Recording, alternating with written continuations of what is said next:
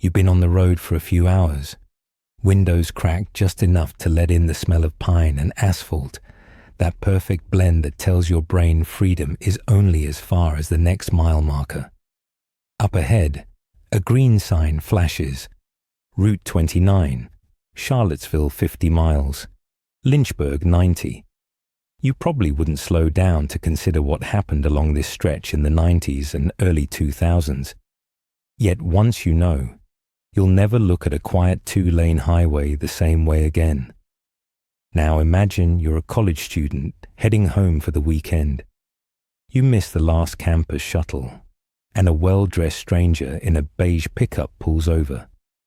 He smiles, mentions he has a daughter your age, promises he's just going as far as Culpeper, and the ride will save you an hour. Would you have said no? Back then, cell phones were rare. Rideshare apps didn't exist, and payphones dotted every truck stop.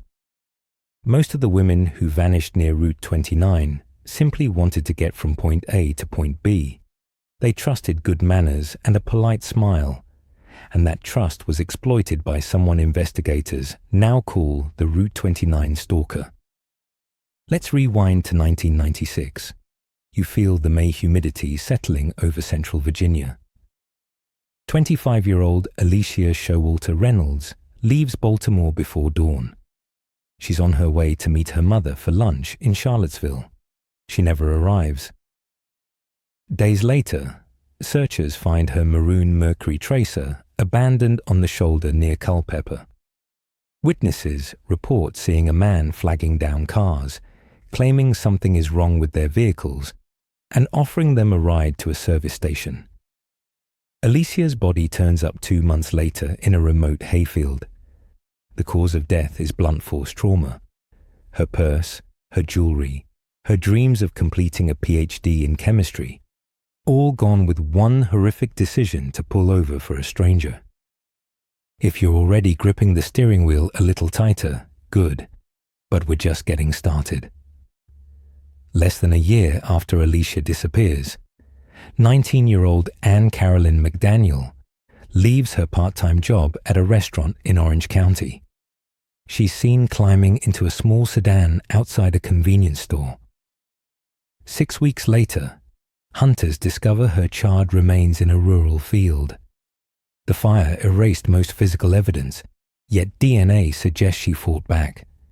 Different method, same corridor, same question. Who keeps hunting women who travel alone along Route 29?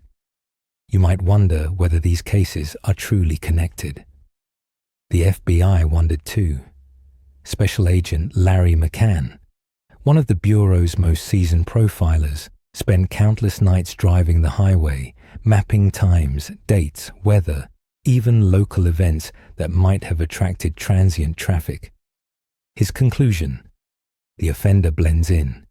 He's not the cinematic drifter with wild eyes. He is patient, clean-cut, possibly employed in a trade that lets him roam. He studies traffic patterns and chooses victims who appear momentarily vulnerable. Women traveling solo, often unfamiliar with the back roads that lace the Blue Ridge foothills.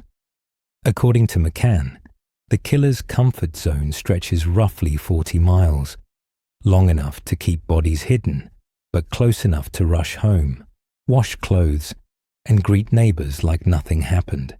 Fast forward to the evening of October 10th, 2002. You're at home watching the 6 o'clock news. An anchor mentions 20-year-old college student Tracy Ann Gallagher hitchhikes from Lynchburg back to Charlottesville. She's last seen near the Route 29 ram outside Amherst. Her case never gains the same coverage as Alicia's, partly because there's no body, no crime scene, no headline-friendly clue. Yet local deputies quietly fold her file into a growing stack marked Route 29. Then there's the case that keeps every night shift trooper on edge. On September 13th, 2004, a woman named Erin, authorities still protect her last name, finishes a shift at a diner and starts the long walk home along Route 17, which intersects 29. A driver in a dark pickup slows, offers a lift. Erin hesitates, remembers the unsolved murders, but fatigue wins. She climbs in. Seconds later, the doors lock, the driver brandishes a knife, and the polite mask falls away. Erin's fight for survival lasts 40 terrifying minutes. She is punched, bound with duct tape, and driven onto a logging path. Somehow, she manages to dive from the moving truck, scramble into the woods, and flag down a passing motorist. Her statement provides the first detailed description. White male, early 40s, medium build, brown hair trimmed neatly, faint scent of motor oil on his clothes, and a small crescent-shaped scar on his left hand. Picture the relief among investigators. At last, they have a living witness. They build a composite sketch, distribute it statewide. Station troopers at crossroads, canvas mechanic shops, and cross-check scar reports in medical databases. Leads pour in, yet none pan out. The stalker seems to vanish like fog over the Shenandoah. You might ask, why hasn't DNA closed the case? After all, crime shows solve murders in 45 minutes. Real life crawls slower. Alicia's killer left trace evidence, but heat, rain, and time degraded most of it. Anne's remains were burned. Tracy was never found. Erin's clothing held partial profiles, but labs in 2004 lacked today's sensitivity. By the time advanced testing came online, the samples were too compromised for a definitive hit. Meanwhile, the offender may have switched vehicles, moved, or simply aged out of his hunting phase. Now you're thinking, could he be sitting next to you at a diner, sipping black coffee, watching the news about himself? That thought alone has kept local reporters digging. In 2014, journalist Bill Thomas, whose own sister was murdered near Route 33, launches a podcast focusing on unsolved Virginia homicides.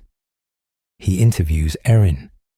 You hear her voice crack when she recalls the exact moment she realized the passenger door had no interior handle. She says, "I knew he'd done this before." Listeners flood the tip line with stories of a man who flagged them down years earlier, claiming smoke puffed from their tailpipes or sparks flicked from their mufflers. Each story ends the same way. They refused the ride, he drove off, end of encounter. One tipster remembers the man wearing a jacket with a small company logo that read, Blue Ridge Maintenance. Investigators trace the defunct business, find previous employees, and collect rosters. Again, no conclusive link. So what keeps the Route 29 legend alive if the trail is this cold? Partly, it's geography. The highway snakes past farmland, college towns, Civil War battlefields, and sleepy suburbs. It's the kind of road where you can drive 10 minutes and feel completely isolated, even though you're never far from brightly lit gas stations. That contradiction feeds the unease. Another piece is the cultural lore of hitchhiking, romantic on paper, but fraught with risk. Finally, it's the victims themselves. Young women with promising futures, whose families refuse to let them be statistics. If you're planning a fall foliage road trip through Virginia, you might wonder how to stay safe without trading spontaneity for paranoia. The advice from troopers is refreshingly simple. Keep your gas tank above a quarter full, so you're never forced to stop at sketchy exits. Share your route in real time using an app so someone always knows the mile marker where your phone last pinged. If a stranger signals that something is wrong with your car, drive to the nearest public lot before you even crack the window. And here's a tip you rarely hear. Trust the smell test. Officers note that victims often mention a sudden rush of unease, something primal telling them run. Your brain gathers subtle cues faster than conscious thought. If that alarm rings, answer it without apology. You might ask, have investigators given up? Not at all. In 2020, Virginia State Police and the FBI quietly resubmitted remaining biological evidence to private labs specializing in genetic genealogy, the same technique that unmasked the Golden State Killer. That process is slow, expensive, and mired in privacy hurdles. Yet detectives believe even a distant cousin's DNA could spotlight the stalker's family tree. Meanwhile, they've digitized thousands of tips, making them searchable by vehicle color, scar description, or even gas station brand. Technology evolves, killers grow complacent. Time no longer favors the predator. Before you merge back onto your own highway, let's circle to the emotional heart of this story. Imagine Alicia's mother still sets an extra place at Thanksgiving because habit refuses to die. Picture Anne's father volunteering with local fire crews because he can't bear idle hours that remind him of the field where searchers found charred earth. Hear Erin telling her teenage daughter, never accept help from a stranger, not even a polite one, especially a polite one. These families wait, not for closure, that word is overrated, but for accountability, for the day a handcuffed man finally walks into a courtroom and they can say, we were right to keep hoping. So what will you remember when Route 29's asphalt hums beneath your tires? Maybe it's the killer's calculated calm. Maybe it's the survivor's courage. Or maybe it's the simple, unsettling truth that evil often disguises itself as ordinary kindness.